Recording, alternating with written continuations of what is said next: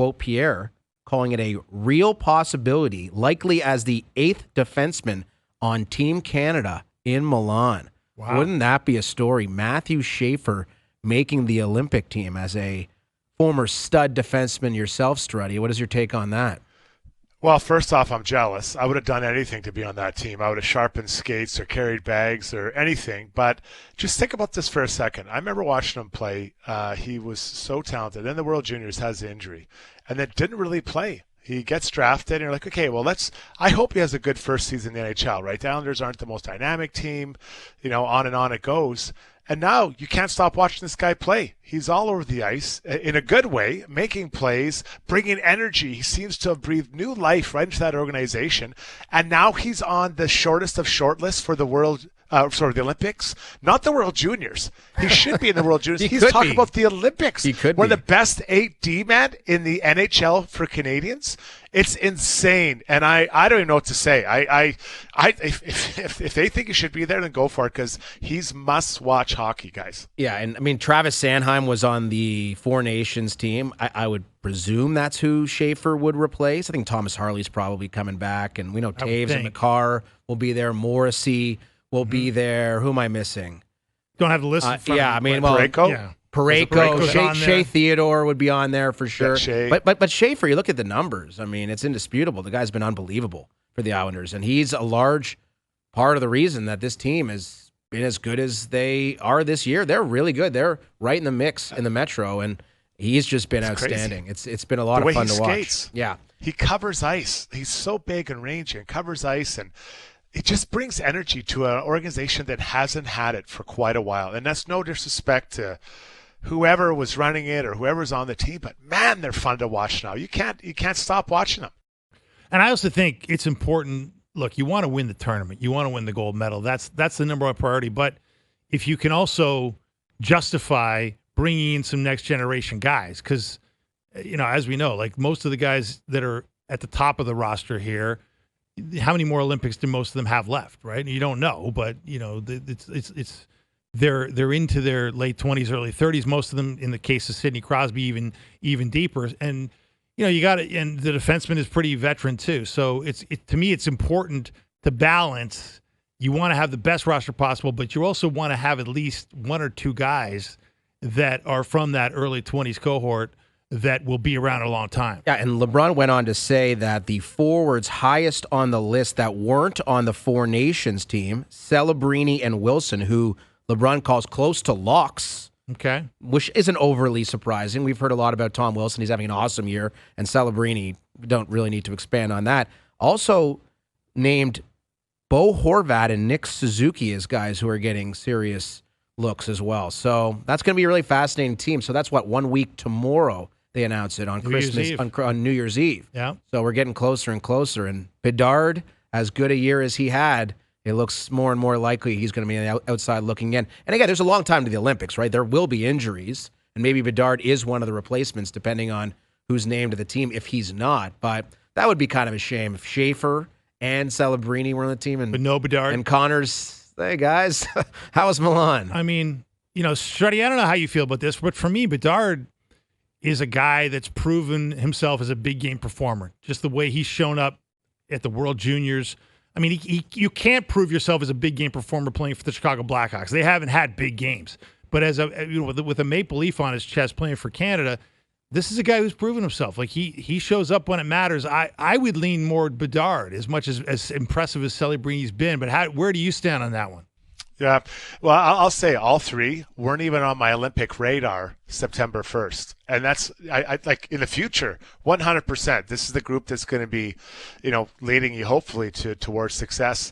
But I didn't even have on my radar. So the fact that these three guys have bullied their way, and in the case of maybe two of them, hopefully three, all just bullied their way right onto this team, it's absolutely incredible.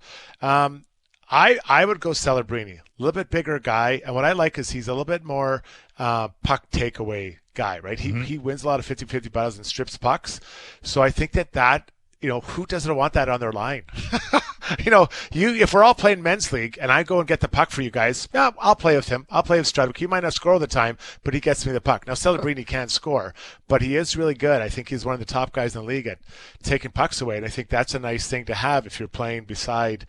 I mean, does he get a chance beside Connor or McKinnon or really? Why not? They're all stars. Like they're all stars. So my thing is Bedard can score. Yeah. Like Bedard's got a shot. Yeah. And he does. And that can come in handy. That's been proven to come in handy in close games with our arch rival to the south. What about Zach Hyman, Struddy? I mean, what have you seen from him since coming back from the injury? And a lot of people leading into the Four Nations thought you just slot him right next to 97 and let him fly. Of course, that didn't happen. Now that he's back healthy and McDavid has just been unbelievable of late, is Hyman a guy you would look at as maybe the Chris Kunitz to Crosby's, or the Sidney Crosby from yesteryear? Yeah, really well said. And so I guess Connor is flying right now. It's incredible. He scored a goal last night. He skated around Vegas D-men. It didn't even look like he was trying, but that's when he's at his best, when it looks easy. Zach, let's go back to last year in the Four Nations. I think the coaching staff had a tough time finding the right wingers for Connor McDavid. You'd think it'd be easy playing with him because he's so good, he's going to get you the puck, but he thinks fast and plays even faster. Or maybe plays fast but thinks even faster. So if you put Zach Hyman on that team, it's automatically a duo there. And then you're plugging someone else on the other side. Is it Reinhart? Is it Celebrini? Is it whoever? Just go through the list. And so that built-in chemistry, I think, does matter. Kind of like Crosby and McKinnon. I know they don't play on the same team, but they seem to have it figured out together. So just for that instant chemistry, I would put Hyman on that team. And then this isn't a huge rink. Hyman gets around the ice. He's fine. It's even a little smaller than we know. But in those moments, when you just talked about those tight games, can we envision Zach Hyman getting an ugly one off his foot because someone shoots it at the net? Like some of those ugly goals, maybe they could have used it last year. So I think he's always skating well when he came back, Hyman, because he was able to skate with the bad wrist. His form of scoring is coming back, and we're starting to see him score Zach Hyman-like goals. So I would put him on there, but I haven't heard guys like Carol Brunn or anyone really talk about it even being close to the list. It doesn't sound like he's going to be on the team based on the insiders. Yeah, moot point. Yeah, I know. And I think the Bedard thing is the same. It's not going to happen, barring something unforeseen. Bedard's not going to be on the team, nor is Zach Hyman. How do you feel about Wilson? Yeah, you want Wilson on there? Yeah, I think so. I want to see that fourth line of Sam Bennett, Brad Marchand, and Tom Wilson. That's what I want. That's what I want. As a Canadian, a passionate Canadian, I don't think anybody else in that tournament wants to see that, but just imagine the hell it would be to play against those three guys. Yeah, no, so the challenge that could work.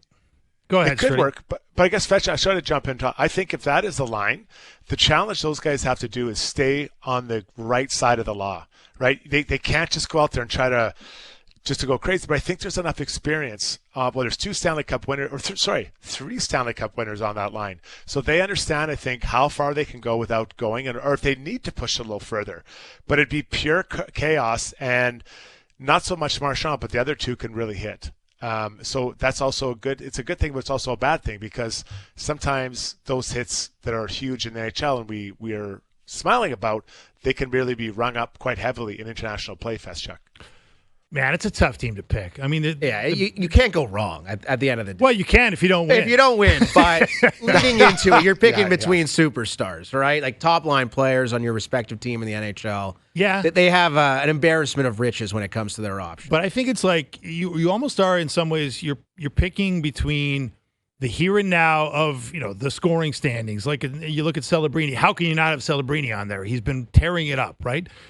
Versus guys who've maybe not had those stats this season, but have Stanley Cups in their like past. Bennett. Bennett would be an example. Sam Bennett's a good example of that, right? Who's, may or may not be on this roster. I think, you look at, I know Craig Button and Mike Johnson had their consensus roster. Bennett wasn't on it, but Bedard and Celebrini were. And so I think there was a feeling that you got to put some young generation guys on. I think Bedard gets on there because Bedard can finish. And how many... it's hard to find finishers, and they don't have, an endless supply of them, as much as obviously when you have McKinnon, you have McDavid, you assume offense is coming. Well, and another thing with this iteration of Team Canada. Mitch Marner has not had a really good season. No. Braden Point has not had a very good season. Sam Reinhart has not had a very good season. All three of those guys are going to be on the team. And will all play in a prominent role. None of them have exceeded expectations. There's not even come close to the expectations. And you talk about Point, like he's, when it's a huge factor that John Cooper's coaching this team, and he's been a go-to guy for John Cooper for so many years. And we all know that John Cooper's had a soft spot for Mitch Marner too, right, Struddy? So it's, judging, balancing what the coach wants, what the manager group wants, and what's best for Canada and winning the tournament. It's a tricky balance. It really is. And we haven't even talked about the big conversation, the goalies. I think that's what's keeping me up at night. That's keeping me up that's at where night. it gets I dark. don't have time. Yeah, that's going to be a tough one. And I think Binnington's going to be on the team. Logan Thompson's got to be on the team.